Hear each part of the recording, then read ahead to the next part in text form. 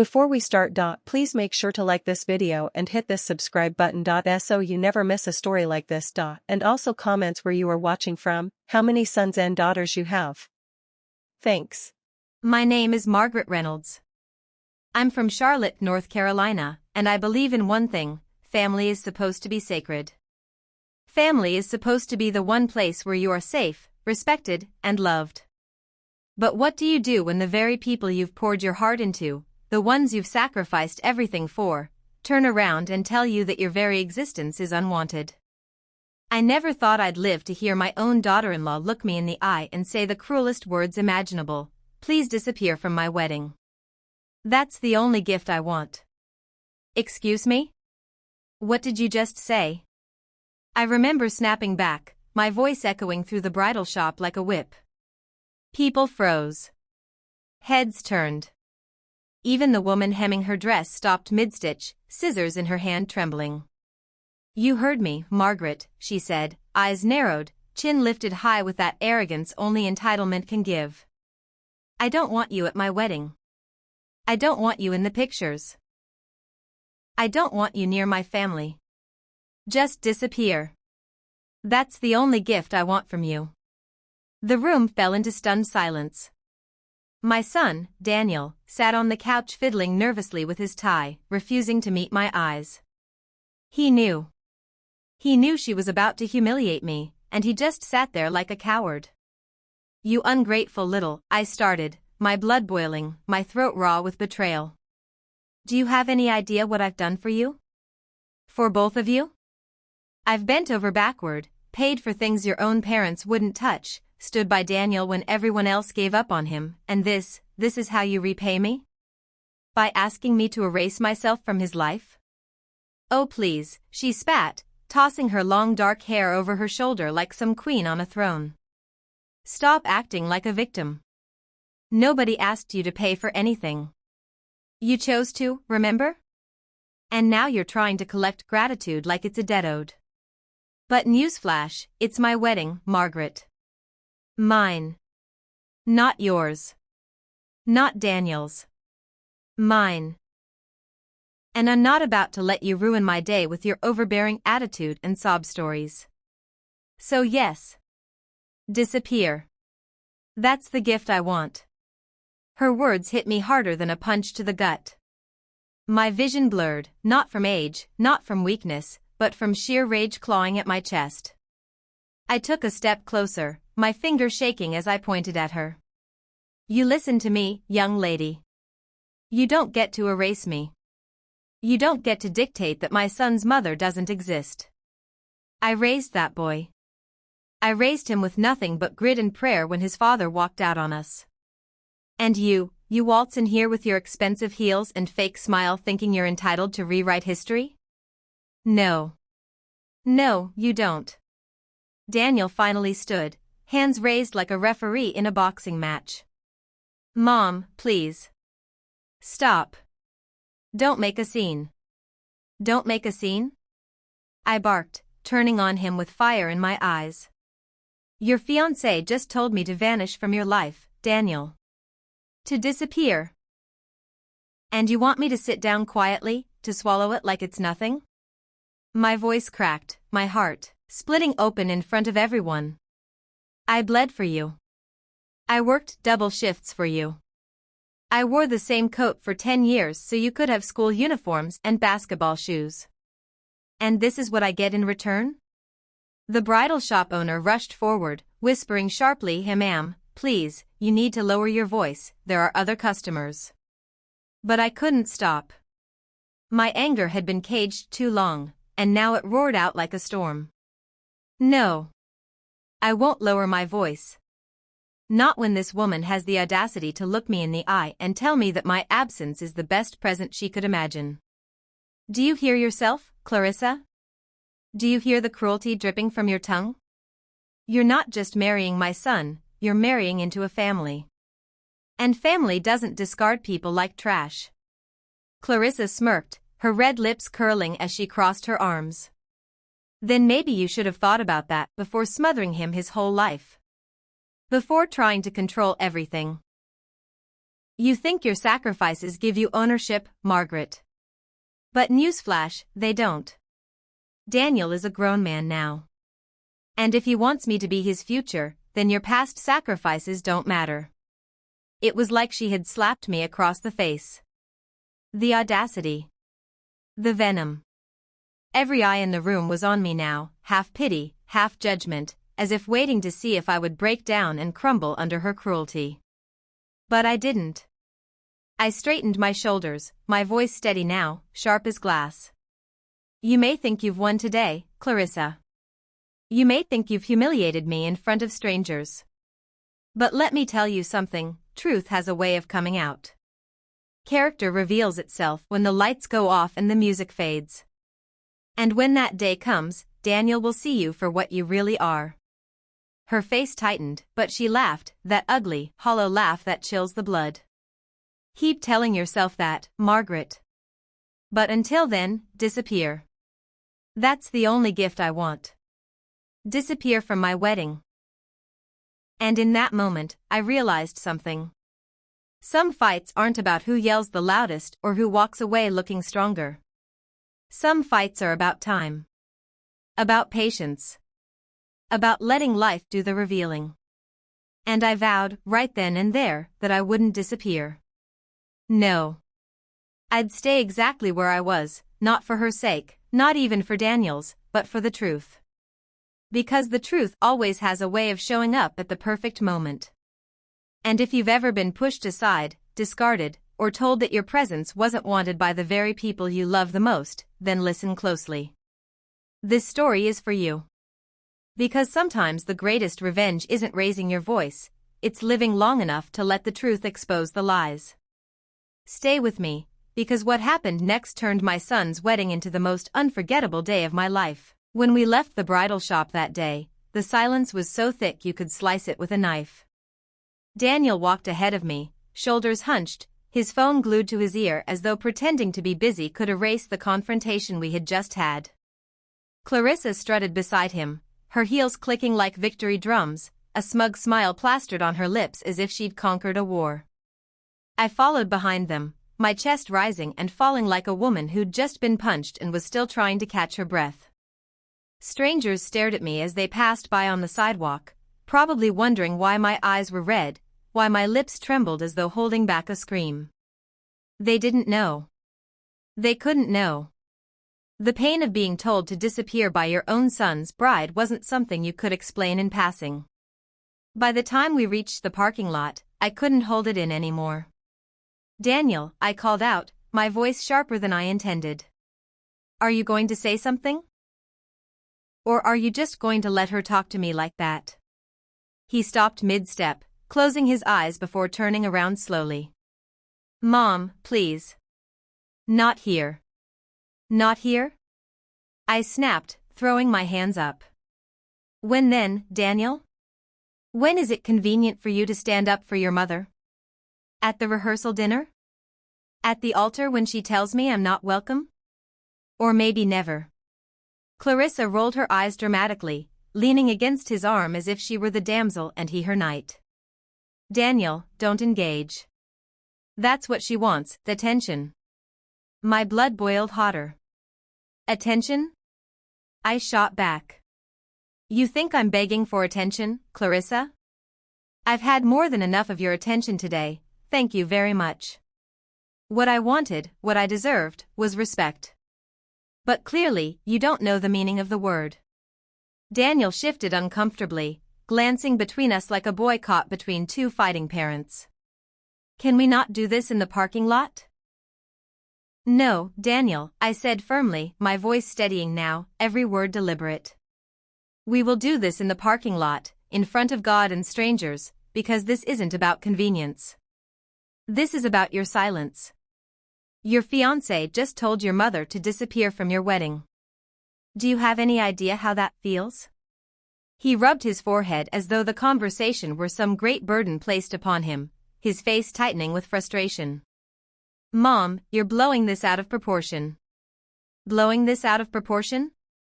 I nearly gasped. Daniel, she humiliated me. She told me, point blank, that my presence was the one gift she didn't want. And you, my voice cracked, the weight of my words pulling my chest down. You just stood there. You said nothing. For a brief second, guilt flickered across his face.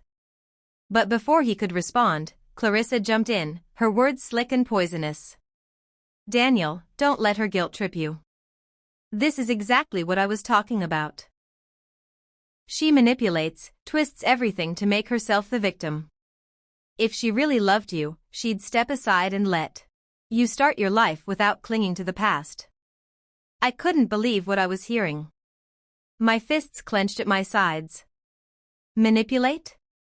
You think my sacrifices were manipulation? You think the nights I stayed up with Daniel when he had fevers, the days I worked back-to-back shifts so he could have food on the table, the years I lived without so he could have a future, that was manipulation? My voice rose, breaking as tears burned my eyes. No, Clarissa. That was love. Real love. Something you wouldn't recognize if it was staring you in the face. Her smirk deepened, and she leaned in closer, lowering her voice just enough to cut like a knife. Maybe love isn't smothering him until he can't breathe. Maybe real love is knowing when to let go. That did it. My heart thundered in my chest, fury shaking through my bones. I took a step forward, but Daniel stepped between us, arms out like he was holding back a storm. Enough. Both of you. He shouted, his voice cracking louder than I'd ever heard it. His face was red, his jaw tight. I can't do this anymore. Clarissa, go wait in the car. She looked offended for half a second, then recovered with that smug little toss of her hair. Fine. But you know where I stand. She leaned in to kiss him on the cheek, then turned and strutted toward the car, her perfume lingering in the air like poison. The second she was out of earshot, I turned on him. Daniel, what's happening to you? This isn't you. My son would never let someone talk to me that way. My son would never stand by while I was humiliated. He looked at me then, really looked at me, and for the first time, I saw something in his eyes I couldn't place, weariness, maybe, or defeat. Mom, he said quietly, I'm tired. I'm tired of always being caught in the middle. I love you, but Clarissa is my future. And if she's asking for space, I have to respect that. Space? I echoed, almost laughing through the ache in my chest. She didn't ask for space, Daniel. She asked me to disappear. There's a difference. His shoulders sagged, his hands shoved deep into his pockets. Just, please. Don't make me choose. Not now. And there it was. The dagger. He wouldn't choose me. Not over her. I felt something inside me snap then, not the kind of snap that breaks a person, but the kind that steals them. My tears dried before they could fall, my breath steadied, and I stood taller. Daniel, I said softly, my voice carrying more weight than all my shouting combined, you already made a choice. You made it when you stayed silent. And one day, you'll realize what that silence cost you. I turned and walked away before he could see the tears finally spill down my cheeks. That night, I sat alone at my kitchen table, staring at the framed photos of Daniel from his childhood, his first day of school, his graduation, the birthday parties I'd worked 3 jobs to afford. I traced his smiling face with my finger, whispering into the quiet kitchen, I didn't raise you for this. I didn't raise you to let someone erase me from your life. My phone buzzed. A text from Daniel, Mom, please don't make this harder. I just want peace until the wedding. I stared at the words, my heart pounding. Peace. That's what he called this? I typed back, my fingers shaking but my resolve stronger than ever, don't worry, Daniel. I won't make it harder. I'll make it unforgettable. Because I knew one thing with absolute certainty, I wasn't going to disappear. Not now. Not ever. The days that followed were a blur of rehearsals, fittings, and endless chatter about floral arrangements and seating charts. At least, that's what it looked like from the outside. On the inside, for me, it was something entirely different. I'd gone from being the proud mother of the groom to the woman everyone politely avoided. At family gatherings, I was given the chair in the corner, the one farthest from Clarissa's friends and relatives. Conversations died the moment I walked into the room, laughter stopped like someone had pressed pause, and I could feel the tension prickling the air like static before a storm. And through it all, Clarissa was radiant, her every move calculated to remind me that she was in control now. She spoke to me in clipped sentences, all sugar on the surface, venom underneath. "Margaret, dear, maybe you should sit this one out." Or, "Don't worry, I've got it covered. You've done enough." Always with that fake smile, always loud enough for others to hear, so I would be the difficult one if I reacted. But the thing about being underestimated is that it gives you freedom. She thought she'd silenced me. She thought she'd humiliated me into submission. But silence doesn't always mean defeat. Sometimes, silence means strategy. Every night after they left, I sat at my kitchen table with my old leather notebook, the one I'd once used to track grocery lists and overdue bills, and I began to write. Not numbers this time, not lists. A plan. A way to turn their wedding, the very stage Clarissa wanted me erased from, into the one day she could never forget. As I wrote, memories of Daniel's childhood came flooding back, each one a reminder of why I couldn't just step aside. I remembered the winter when he was 8, the pipes in our little apartment freezing, and I wrapped him in every blanket we owned while I boiled pots of water to create steam. I held him all night, whispering stories to keep his mind off the cold, promising him that one day, life would be better. I remembered the time in high school when he wanted to quit basketball because his shoes had worn through. I pawned my wedding ring that week, the last piece of jewelry I had from his father, just to buy him new ones. He never knew. He thought I'd found a discount. And I was glad he didn't know. His dreams mattered more than my pride. And now, after everything, I was supposed to vanish quietly because his fiancée decided I was inconvenient? No. My sacrifices were not bargaining chips she could toss aside. They were proof of love. Proof that I belonged in Daniel's story, whether she liked it or not. The rehearsal dinner was the first test.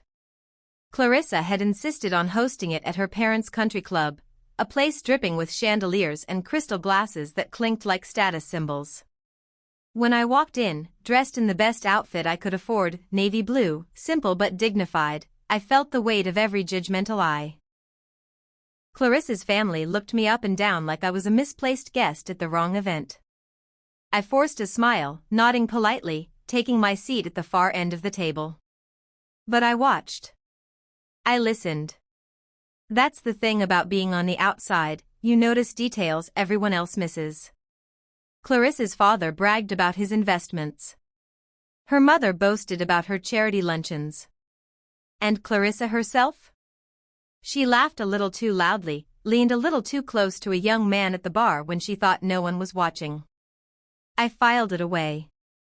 Not because I wanted to destroy her, but because I could see her cracks. She wasn't as perfect as she pretended to be. And cracks always widen under pressure. At one point during the dinner, Daniel came over, sliding into the chair beside me. He looked tired, worn down. "Mom," he said softly, "can you please just try? For me?" I turned to him, searching his face for the boy I'd raised, the boy who once clung to me in thunderstorms, begging me not to let go. He was still there, somewhere beneath the exhaustion and the weight of trying to please everyone. My heart ached. "I'm trying, Daniel," I whispered. "But trying doesn't mean disappearing. You may not understand that now, but one day you will." He didn't answer. He just squeezed my hand, then returned to Clarissa's side, where she wrapped her arm around him like a claim staked in public view. Later that night, as I sat alone in my car before driving home, I stared at the glittering lights of the country club behind me. And I whispered to myself the words that had been building inside me for days: if disappearing is the gift she wants, then I'll give her something better. I'll give her the truth. From that night on, my plan solidified.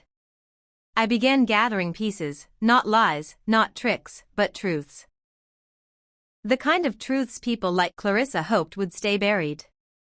I overheard her arguing on the phone with someone late at night, her voice hushed but furious. I noticed the way she pulled her credit card from her purse with hesitation, as if balancing debts she didn't want Daniel to know about. I even caught her slipping out of the rehearsal dinner early, claiming she needed to take a call, only to drive away in a car that wasn't hers. Piece by piece, I collected them. I didn't confront her. I didn't shout. I stayed quiet. Because silence, used wisely, is sharper than any scream. And as the wedding day approached, I knew this much: when Clarissa stood before God, before her family, before mine, in that sparkling white dress she thought would crown her queen, I would be there. I wouldn't vanish. I wouldn't disappear. I would rise. And the truth would rise with me. The morning of the wedding arrived heavy with silence. My house felt colder than usual, as though it, too, knew I was preparing for battle. I stood before the mirror, smoothing down the navy dress I had chosen, a dress not flashy enough to draw attention, but not invisible either. That was the point. I wouldn't shrink into the shadows, no matter how badly Clarissa wanted me gone. As I pinned my hair back, I remembered Daniel's little boy face, how he used to run into my bedroom on Sundays, jumping into my bed with the kind of laugh that healed every exhaustion I carried. Those mornings, I thought I'd done something right. But this morning, the memory was bittersweet, a reminder of how much I'd poured into him, and how little I was allowed to keep. I whispered into the mirror, "You will not disappear. Not today." The church was already buzzing when I arrived. Guests filled the pews, dressed in silk, satin, and tailored suits. The smell of roses and lilies hung in the air, the organ warming up with soft notes. I could feel eyes on me the moment I stepped inside. Some offered tight smiles, others avoided me altogether. Whispers fluttered like moths. "There she is, the mother. I heard Clarissa doesn't want her here." Awkward, isn't it? I walked with my head high, each step deliberate, though inside my chest thundered like a storm trying to break free. Daniel stood near the altar, adjusting his tie nervously. My heart clenched. He looked handsome, strong jaw, clean cut, a man grown, but I couldn't help but see the boy I'd raised hiding beneath his polished exterior. He glanced up and caught my eye for a fleeting second. His expression was unreadable, torn between guilt and relief. Then Clarissa entered. She wasn't in her wedding gown yet, but in a silky robe as she fussed with bridesmaids near the side aisle. Even in that moment, she radiated command. She spotted me instantly, and her smile froze. Then, as if she were the queen granting mercy, she mouthed across the room, "Why are you here?" I mouthed back, with a calm smile, "Because I belong." Her face darkened, but she quickly turned away, whispering something to her maid of honor that made them both laugh. Laughter meant to cut me, to shrink me. But it didn't. The ceremony began with the usual elegance, the organ swelling, the flower girl scattering petals, the bridesmaids gliding down the aisle. I sat tall in the pew, hands folded in my lap, eyes forward. Every second ticked like a drumbeat, louder and louder. Then, finally, the doors opened, and Clarissa entered in her white gown. Gasps rippled through the crowd. She did look beautiful, perfect, even. But beauty can be a mask, and I knew what lay beneath hers. As she floated down the aisle on her father's arm, her eyes flicked toward me, sharp as daggers. She was daring me to act. Daring me to disrupt her perfect little show. I didn't flinch. I smiled. A smile that said, "Wait." The priest began the ceremony, his voice echoing through the church. Words about love, commitment, unity. They rang hollow to me, because I knew Clarissa's heart wasn't built on love but on possession. Still, I sat silently, biding my time. When it came time for the vows, Clarissa's voice trembled with the perfect amount of emotion, the kind that wins over an audience.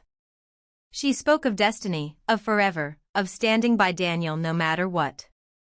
People dabbed their eyes with tissues. But I knew better. I had seen her texts. I had seen her late-night calls. I had seen the cracks in her perfect facade. Then it was Daniel's turn. My son's hands shook as he read his vows from a small piece of paper. His voice cracked once, twice, but he pushed through, speaking of loyalty and gratitude.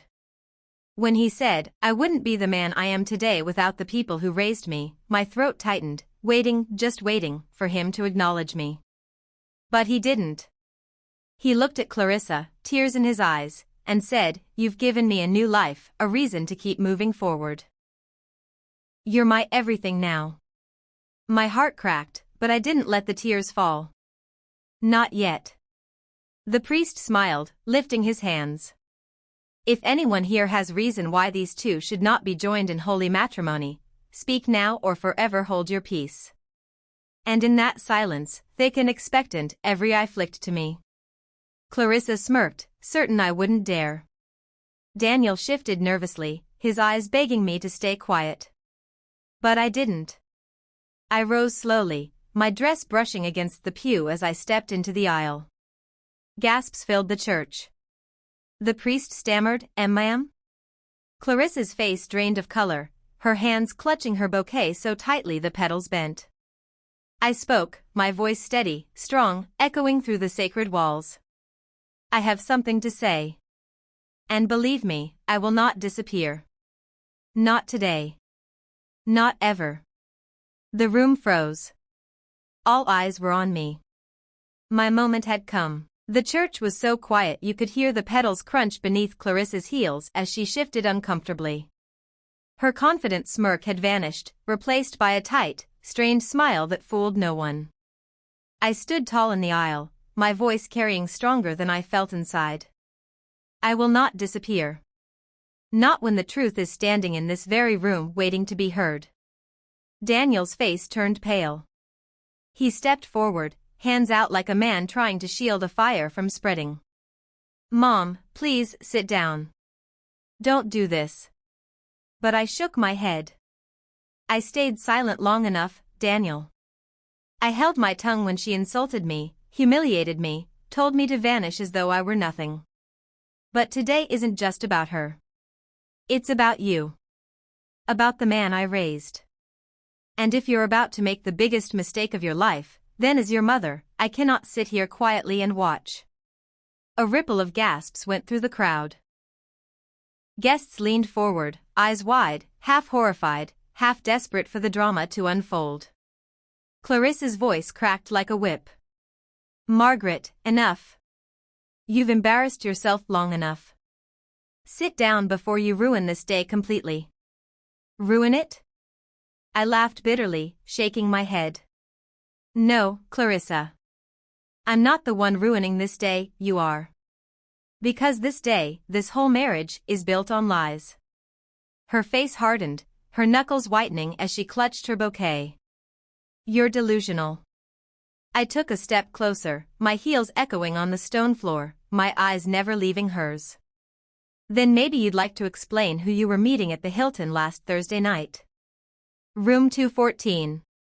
Because it sure wasn't Daniel." The room exploded with murmurs. Daniel's head snapped toward her, his mouth opening, then closing, unable to form words. Clarissa's painted lips parted, but no sound came. "You think I don't see you slipping away during dinners, sneaking out with excuses about work calls?" I continued, my voice steady, deliberate. "You think I didn't notice the charges on your card from places Daniel's never been with you?" I stayed quiet because I wanted to believe maybe I was wrong. But I wasn't. "I know the truth, Clarissa. And so does the man you've been meeting." Clarissa's composure cracked. Her eyes darted across the church, searching for an ally, anyone who would swoop in and save her. But silence hung heavy. No one moved. No one defended her. Finally, she found her voice, shrill and desperate. "You have no proof. You're just trying to sabotage me because you're jealous. You can't stand that Daniel loves me more than you." My chest rose and fell, my voice sharp as steel. Proof? You want proof? I didn't come here empty-handed. From my purse, I pulled out the folded stack of papers I had carried for days, waiting for this moment. I held them up high for everyone to see. Phone records. Bank statements. Text messages. All leading to one name. A name I think everyone here will recognize. The crowd leaned forward, hungry for the reveal. Clarissa's face drained of color. "Don't," she hissed. But it was too late. "The man you've been meeting," I declared, my voice ringing through the church, "is Michael. Your ex-boyfriend. The same man you swore you'd cut out of your life when you started dating Daniel. The same man who sat in this very church tonight as a guest, pretending to support your wedding." Gasps erupted. Heads whipped around. And sure enough, near the back, a man in a dark suit froze in his seat, his face ashen, his eyes wide.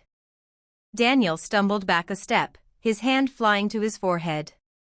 "No, no, that can't be true." He looked at Clarissa, desperate for her to deny it. "Tell me she's lying, Clarissa. Tell me this isn't real."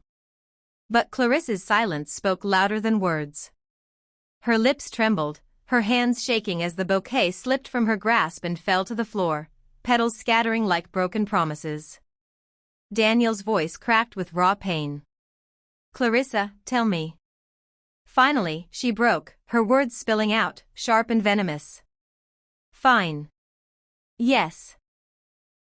I saw him. But it's not what you think. He understands me in ways you don't. He listens when you're too busy running to your mother every time something goes wrong." Her words sliced through the air, cruel and reckless, exposing her bitterness for everyone to see. The crowd gasped again. The priest looked horrified, clutching his Bible tighter as though it could shield him from the chaos unraveling before him. Daniel's eyes filled with tears, his voice trembling. "I gave you everything. I defended you when people doubted you. I chose you when it hurt my own mother. And this is what you were hiding?" Clarissa reached for him, desperation in her eyes. "Daniel, please." But he stepped back, shaking his head violently. Don't touch me." His voice cracked, filled with rage and heartbreak. "You told my mother to disappear, but it's you who doesn't belong here. Not today. Not ever." The church erupted into murmurs again, some guests standing, others whispering furiously. Clarissa stood frozen, her perfect day shattered, her crown ripped away in front of everyone she wanted to impress. I turned slowly to the crowd, my voice steady, not triumphant but resolute. "I didn't come here to ruin a wedding. I came here to save my son. Sometimes love means sacrifice, and sometimes it means standing in the fire to speak the truth. I may not be perfect, but I will never apologize for being the mother who refuses to disappear." Daniel's shoulders slumped, his head falling into his hands as he stumbled back toward the altar steps. For the first time in years, he didn't look like a man caught between two worlds. He looked like a boy again, lost, broken, and desperate for someone to hold him. And as Clarissa's parents rushed to her side, whispering frantic excuses, I knew one thing: the wedding was over. The church emptied in a storm of whispers. Guests avoided meeting each other's eyes as they hurried out, eager to escape the wreckage of what should have been a celebration. The smell of roses still lingered in the air, but it was soured by the bitterness of betrayal. Clarissa sat slumped on the front pew, her perfect white gown now wrinkled and stained with the weight of her disgrace. Her parents hovered, whispering frantic reassurances, but their voices sounded hollow. Michael had vanished, slipping out the side door the moment his name was spoken, leaving her abandoned in the chaos. Daniel stood near the altar, frozen. His tie hung loose, his face pale and hollow, as though the very life had been drained out of him. He didn't look like a groom anymore. He looked like a man standing at the ruins of everything he thought he knew. I stayed at the back of the church, my hands trembling as the adrenaline faded. A part of me wanted to run, leave before the stares, before the blame. But another part, the stronger part, knew I had to stay. For Daniel. Slowly, I walked toward him. The sound of my footsteps echoed in the silence until I stood just a few feet away. "Daniel," I said softly. He lifted his head, his eyes red and wet.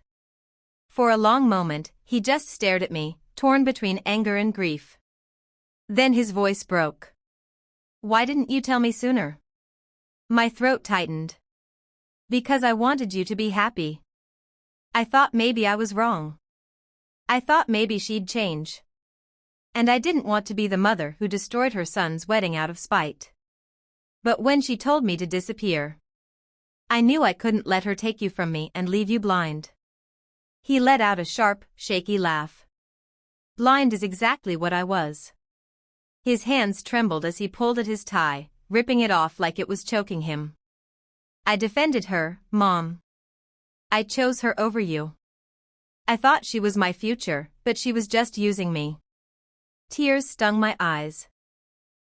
I reached out, hesitating for just a moment, then placed my hand on his shoulder. "You were in love. That isn't weakness, Daniel. It just means your heart was open. You trusted the wrong person, but that doesn't make you foolish. It makes you human." For the first time in years, he didn't pull away.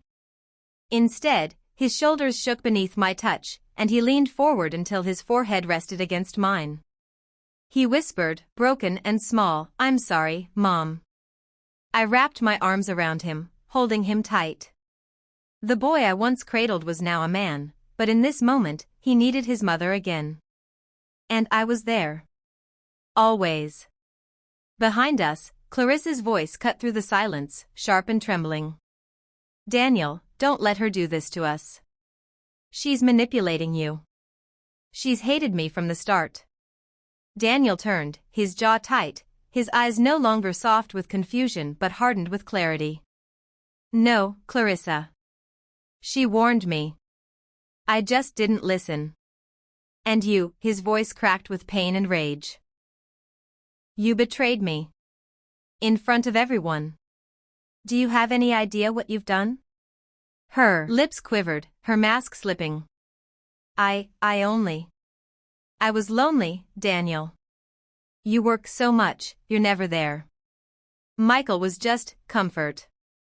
"Comfort," he spat, his voice echoing against the church walls. "You called him comfort, but you wanted to marry me. To stand here, in front of God and everyone, and promise loyalty you already broke." Her tears streaked through her makeup, black smudges staining her cheeks. She reached out for him, but he stepped back, his voice cold and final. "We're done, Clarissa. Whatever this was, it's over. You wanted my mother gone, but it's you who's leaving." The silence that followed was heavy, final. Clarissa crumpled back onto the pew, her sobs filling the hollow space where vows should have been spoken. Daniel turned back to me, his shoulders heavy, his future uncertain, but his eyes were clear for the first time in a long while. "Let's go," he whispered. We walked out of that church together, side by side, mother and son. The setting sun cast a golden glow across the steps, a strange kind of blessing over an ending that felt like a beginning. The days that followed were not easy. The gossip spread like wildfire, whispers in the neighborhood, coworkers asking questions, the story twisted and retold until it no longer resembled the truth. But none of that mattered. What mattered was that Daniel and I talked again. Really talked. 4 hours, 4 days. About the past, about the things left unsaid, about the nights I stayed up worrying, the choices I made, the love I never stopped giving. He listened, really listened, and for the first time, he understood. Clarissa, meanwhile, vanished from our lives as quickly as she had entered. The engagement was broken, her reputation shattered. I heard rumors, Michael left her, her parents cut off support, she was scrambling to hold on to scraps of the life she'd built on lies. But I didn't dwell on her. She had taken enough of our peace already. Daniel found work to distract himself, but more than that, he found time for me. Dinners at my house became a ritual again. Sometimes he'd call me just to talk about nothing at all, the way he did when he was a boy. The distance that once felt like an unbridgeable canyon shrank, little by little, until it felt like we were on the same side again. One evening, weeks after the wedding that wasn't, he came over with a bouquet of lilies, my favorite. He set them on the table and sat across from me, his eyes soft. "I don't know what I'd do without you, Mom," he said quietly. My throat tightened. "You don't ever have to find out." He reached across the table, took my hand, and smiled faintly. "I thought Clarissa was the love of my life. But I see it now, the truest love I've ever had has always been yours." Tears filled my eyes, but this time they weren't from pain. They were from relief. From love. From knowing that no matter how many storms life threw at us, Daniel and I would weather them together. Because I had not disappeared. And I never would. Love built on lies will always collapse. But the love of a mother who refuses to disappear, that's unshakable, eternal, and stronger than betrayal.